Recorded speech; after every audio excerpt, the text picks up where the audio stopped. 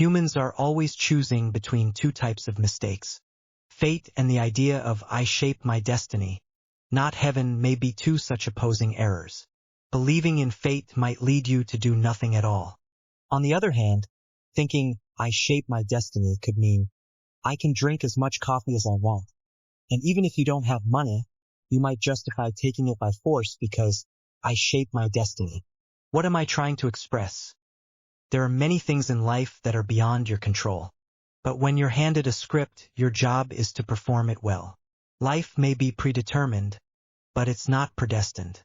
If you believe in heaven rewards diligence and that I shape my destiny, then yes, it gives you a shot of courage and motivation. But in the end, no matter how hard you work, success is not guaranteed. If you fail, you may fall into nihilism and feel like all your ideals were lies. On the other hand, believing in absolute fate, everything is predestined, might also make you stop trying. If you're destined to get into Peking University, why work for it? I've read your fortune. The characters even resemble Beida, Peking University. You're sure to get in, but in that case you probably won't. What does this mean? Do what you need to do, and accept that things may not go as planned. We must work hard, even if it ends in vain.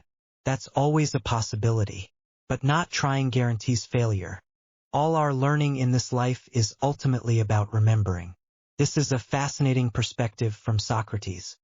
He believed we all come into the world with built-in knowledge devices that allow us to remember the beauty of our past lives, because he saw the soul as eternal. In love, we rediscover the primal beauty of our soul.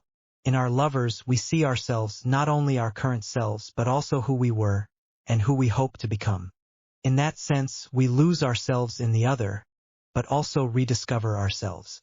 Because in them, we recall our original, ideal nature, and also envision the future selves we aspire to be. Our narcissism, then, isn't just about thinking I am great. Often it's because you are great, and in you I rediscover the ideal version of myself. I fall in love with your honesty, your integrity, your courage, because I believe I once was or can become that way too. I deeply appreciate what the ancient Greek philosopher Epictetus once said: "We are not given the stage we choose, nor the script we would prefer. None of us chose to be born into this world, and none of us wrote our own life scripts." If you think about it, most of our lives are out of our control. Maybe we only control 5%, while the other 95% is pre-written. We don't choose our birth, our intelligence, or the benefactors who may help us. We often envy others, I do too sometimes, but no one's script is worth copying. All you can do is act out your own, as best you can. If your script includes setbacks and hardship, then I'm sorry, but that's your role. You have two choices: abandon the play or give the performance of your life. Be cautious with what you can control. Be optimistic about what you can't. We can only do what is within our ability. Aging is inevitable, and we must face it with grace. That's why, in my interactions with students, I acutely feel the passage of time. When I first came to school, they called me Brother Lou. When I got on the faculty shuttle, the driver said, "This is for staff. Wait till the teachers are aboard." I said, "I am a teacher."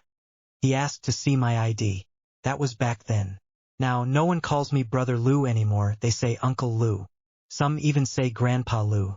You begin to realize you're aging, your hair thinning, your face changing. You have to accept it. That's just life. But as you accept it, ask yourself, what can I still do? What you can do is pass on the wisdom humanity has accumulated over thousands of years. You are just a conduit.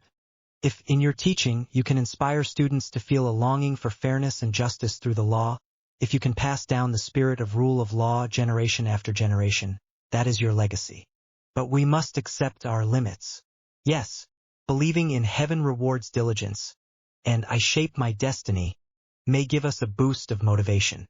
But if we fail, we may fall into nihilism, cynicism, even hedonism. On the other hand, pure fatalism, everything is predestined, makes effort meaningless. You'll get into Peking University anyway, so why try?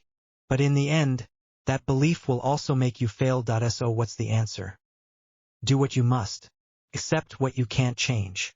Strive even if success isn't guaranteed. Because if you don't try, failure is guaranteed.